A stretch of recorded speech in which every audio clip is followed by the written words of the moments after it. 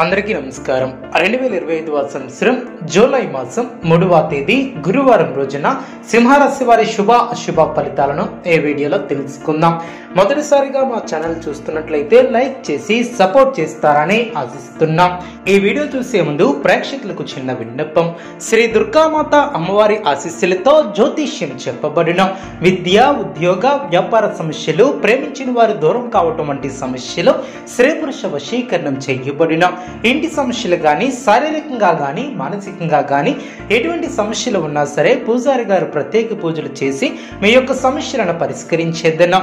నమ్మకంతో ఒక్కసారి ఫోన్ చేయండి, మీకు శాశ్వత పరిష్కారం చేయబడిన. సింహరాశి వారికి శుభ భవిష్యత్తు ఏర్పడుతుంది. మీ యొక్క ప్రయత్నాలు ఫలిస్తాయి. చేసే పనిలో శ్రద్ధగా పనిచేస్తారు. ఆదాయానికి తగ్గ ఖర్చులు ఏర్పడిన మీ యొక్క ప్రతిభకు ప్రశంసలు లభిస్తాయి. నూతన వస్తువులను కొనుగోలు చేస్తారు.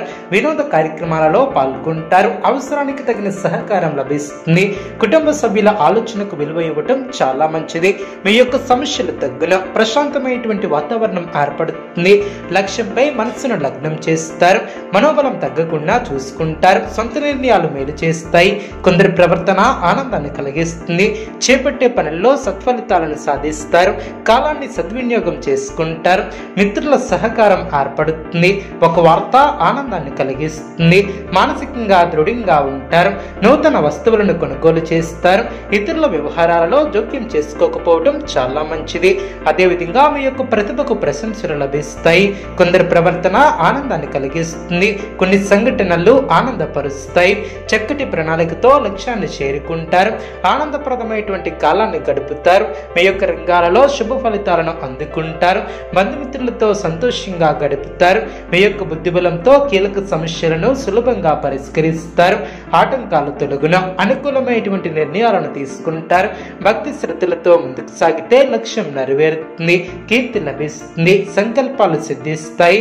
అధికారులతో అప్రమత్తంగా ఉంటారు. ముఖ్యమైనటువంటి విషయాలలో ఆలోచించి ముందుకు సాగుతారు. అనారోగ్య సమస్యలు తొలగున మంచి ఫలితాలు వెలువడిన.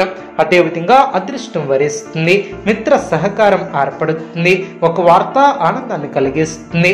మానసికంగా దృఢంగా ఉంటారు. నూతన వస్తువులను కొనుగోలు చేస్తారు. ఇతరుల వ్యవహారాలలో జోక్యం చేసుకోకపోవటం చాలా మంచిది. లక్ష్య సాధనలో మీ యొక్క స్వశక్తిని విశ్వసిస్తారు.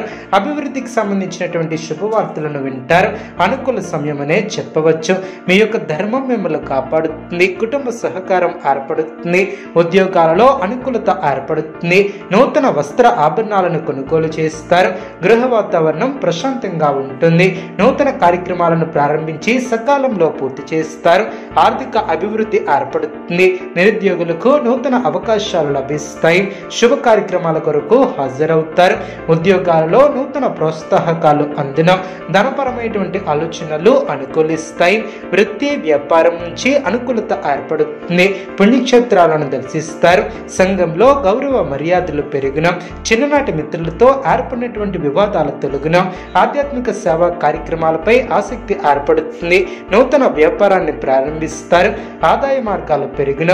భూక్రయ విక్రయాలలో లాభాలను అందుకుంటారు. బంధుమిత్రులతో మాట పట్టింపులు తొలగున. మానసికంగా దృఢంగా ఉంటారు. అనుకున్న దాన్ని సాధిస్తారు. స్వస్థాన ప్రాప్తి కలదు. నూతన పద్ధతులను అవలంబిస్తారు. అనారోగ్య సమస్యలు తొలగున. కొందరి ప్రవర్తన ఆనందాన్ని కలిగిస్తుంది.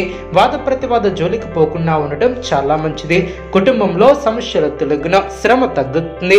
శుభ ఫలితాలు అందున ఆనందంగా పనిచేస్తారు.